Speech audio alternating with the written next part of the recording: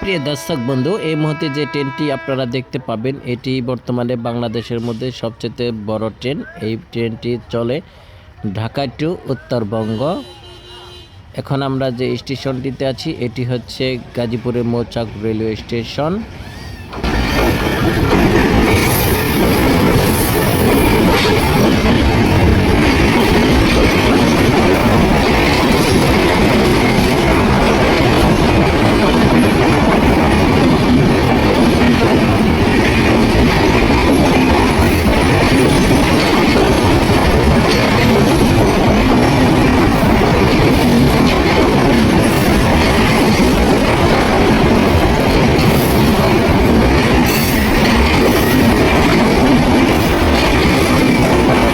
আমরা যে রেল ক্রসিংটিতে দাঁড়িয়েছিলাম তখন এটি স্টেশনের একেবারে ধারের কাছে হওয়াতে একটু আগে এই রেল ক্রসিংয়ের খাম্বাগুলো নামিয়ে দেওয়া হয়। এর কারণে দুই পাশে দীর্ঘ যানজটের সৃষ্টি হয়।